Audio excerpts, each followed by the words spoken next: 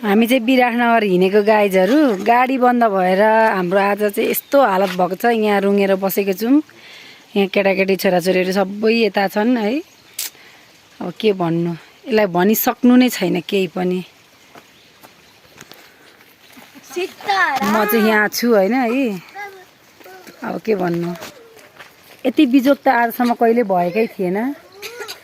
यो चाहिँ हाम्रो गाडीको रोक्ने ठाउँ स्ट्यान्ड हो है। यसलाई चाहिँ के भन्छ, बिस्टिनी डाँडा भन्छ। मेरो यो भिडियो म नयाँ ब्लगर हो। लाइक सेयर र सब्सक्राइब गरेर सबैले सपोर्ट गरिदिनु होला। देखेको छैन अरे मेरो अनुहार हो त गाइजहरू। हाम्रो अब यहाँ बाइक पनि आउँदैछ। यस्तो गरेर बाइक आउँछ यहाँ। यसैमा गाडी आउँछ, हामी चढेर जान्छौँ। यस्तै हो। अब चढेर जान्छौँ। अब एकछिनको लागि उहाँ हाम्रो जेठान दिदी बसिरहनु भएको छ। यो चाहिँ हाम्रो डाँडा काँडा हो।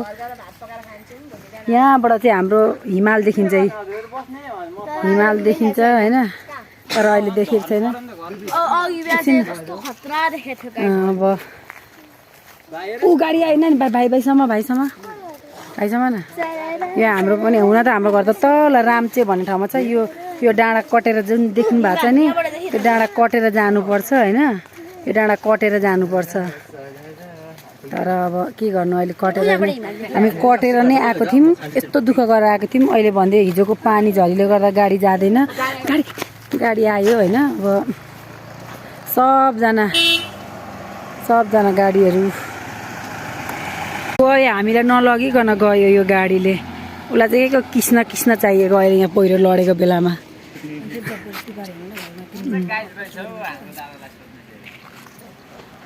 अब यस्तै हो है।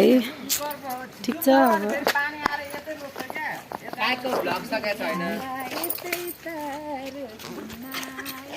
हाम्रो जेठान दिदी चाहिँ आफै गीत गाएर यहाँ नाच्दै हुनुहुन्छ।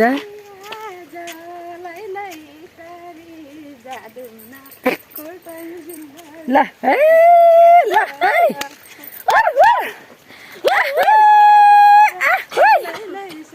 टिकटक पो रहेछ त।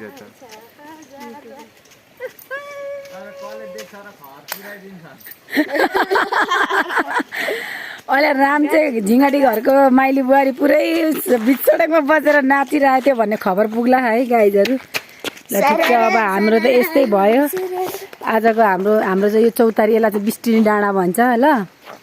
अब छाँगे डाँडा बिस्टिनी डाँडा जे पनि भन्छ। हेर्नुहोस् हाम्रो भ्युज कस्तो खतरा भ्युज देखिन्छ। भ्यू खोइ के हो मलाई भन्न आउँदैन, इङ्ग्लिस होइन। म चाहिँ औँठा छाप मान्छे हो, अलिअलि सिकेको छोराछोरीबाट।